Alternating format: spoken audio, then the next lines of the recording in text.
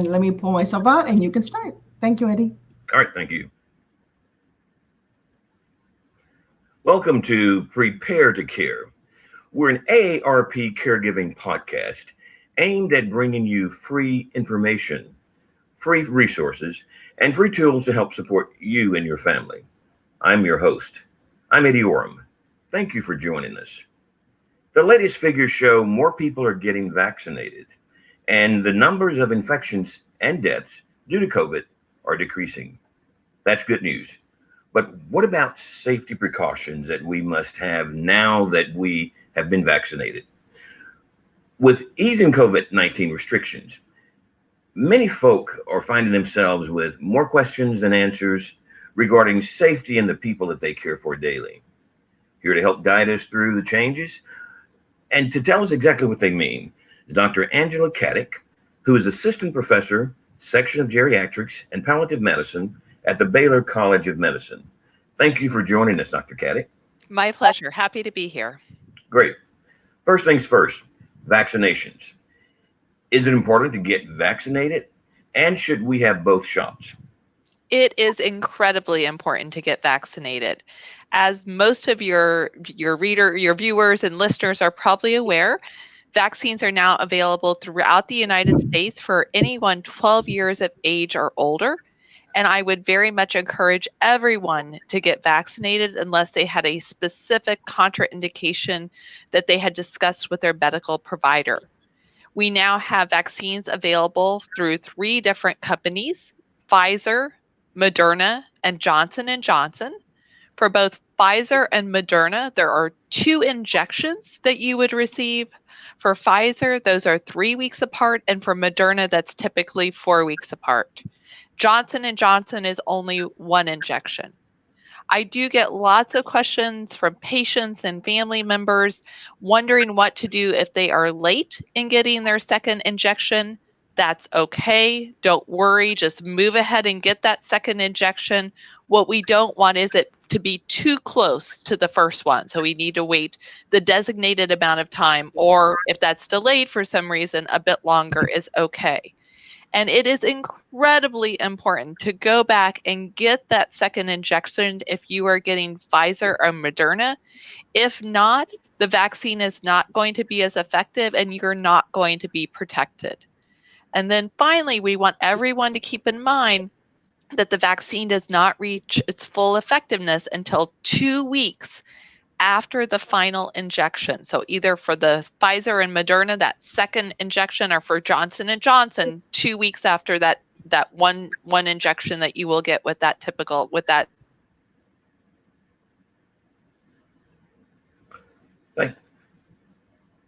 Thank you, doctor. Here in Texas, there's no longer a mask mandate. And the CDC says that if you're fully vaccinated, you can resume activities that you engaged in prior to the pandemic. Despite that, many of us are still wearing masks. Should we still adhere to prior precautions? I think this is an individual decision. So one thing that I really want to point out is, of course, if we are traveling, perhaps going outside of the state of Texas, or in businesses where they are still requesting that we wear a mask and physically distance, we should adhere to those guidelines. Many of us are taking baby steps as society reopens after COVID, and I think that's perfectly reasonable. Right now, children less than age 12 are not candidates for vaccines. There are individuals who've chosen not to be vaccinated for a variety of reasons, and we have individuals who have immune issues who may not respond to the vaccine. So for those reasons, we may choose to continue masking and physically distancing, although right now we think the risk of someone who's fully vaccinated transmitting COVID to others is relatively low. In terms of other situations when we feel comfortable taking off our mask, I think that's going to come with time and differ between individuals. I think most of us would feel relatively safe having an intimate meal with a few other fully vaccinated individuals, while we may not yet be ready to go to a concert or return to a very crowded sporting venue. Well, now that it's summer and we're beginning to travel, what precautions should we take? The CDC presently says that if we've been vaccinated, as you said, we don't really have to wear a mask. So despite that, what should we be thinking about now that it's summer? And should we try to get vaccinated before and after our trip? Great question. So absolutely, you should try to get vaccinated before your trip. I would recommend you are fully vaccinated before your trip. You will have peace of mind and enjoy it much more. At this point, there's no suggestion that you need to be COVID tested prior to taking a trip domestically within the United States. Now, if you are traveling internationally, you need to be very familiar with the regulations of the country you're going to. And in most cases, you will need to prove that you had a negative COVID test within a period of time before you arrive at your destination. In most cases, you will also need a negative COVID test to board the plane to come back into the United States. It is no longer recommended that you have to quarantine once you return to the US, but it is recommended that you have a COVID test 3 to 5 days after you return. So, doctor, it sounds like we still have a lot of precautions and a lot of things to think about to protect ourselves and to protect others. Many of us live in a 50 plus community, and we live in multi-generational homes. Is there anything particularly that we as caregivers should be thinking about? And is there something we should be doing for the ones that we care for? Absolutely. The best thing we can do for the ones that we care for, the ones that we live with, and our community, as you say, is to get vaccinated. This is the strongest advice that I can give you. But again, we have segments of the population, in particular children under 12, who are not eligible to be vaccinated. So in multi-generational households, all the more important that everyone who can be vaccinated so that there's a much lower risk, we think, of transmitting COVID to these unvaccinated children, and we're protected if they would bring anything home. And then again, in situations where you may have outside caregivers coming into the home, or perhaps family caregivers who are caring for a loved one with whom they do not live, we want to make sure that those caregivers are vaccinated as they are interacting with these higher risk older adults, especially if these older adults are not vaccinated for some reason. Well, now, doctor, do you believe that we'll ever get back to what we consider to be normal, or will there be a new normal for us as citizens? I think there will be a new normal, and I don't know that that will be because we need to continue wearing masks or physically distancing. I think we will reach the point, and I don't know when that will be, but I think we will reach the point we don't really need to do that, hopefully because the vast majority of our population has gotten vaccinated.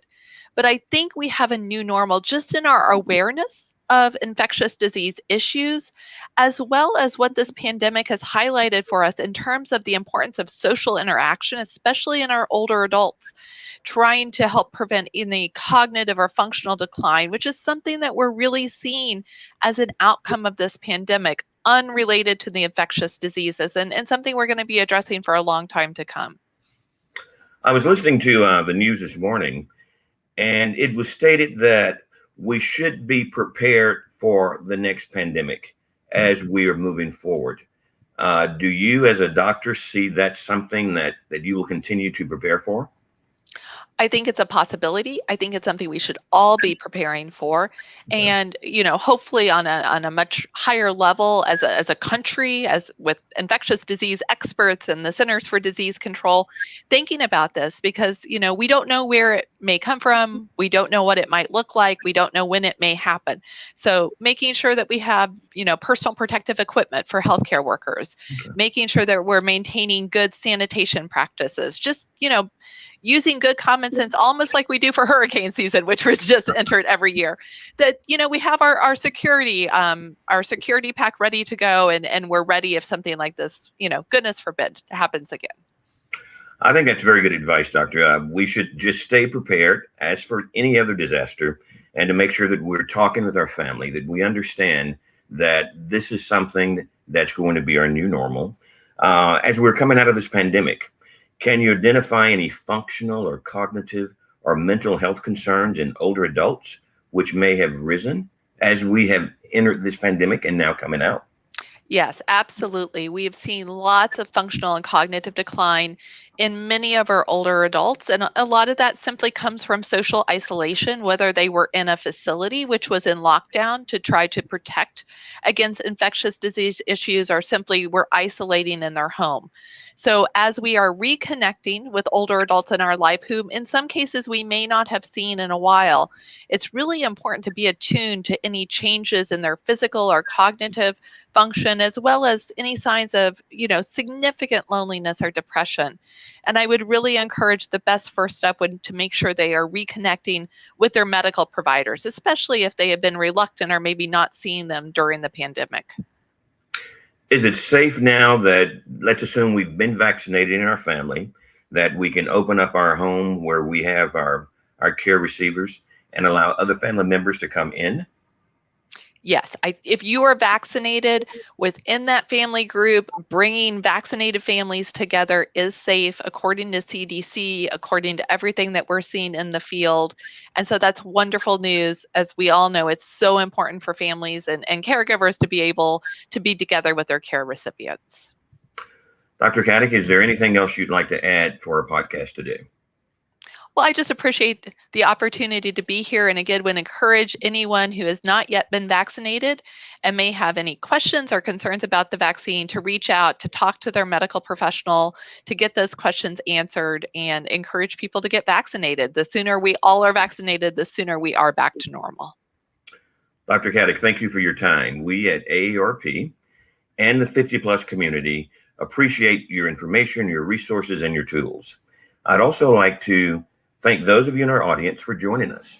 I'd like to ask that you be well, continue to care, and we encourage you to follow the Prepare to Care podcast on iTunes, SoundClouds, or at www.aarp.org/HoustonPTC.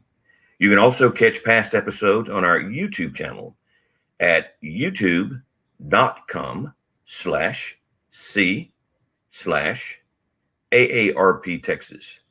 Thank you for listening. And as always, thank you for caring.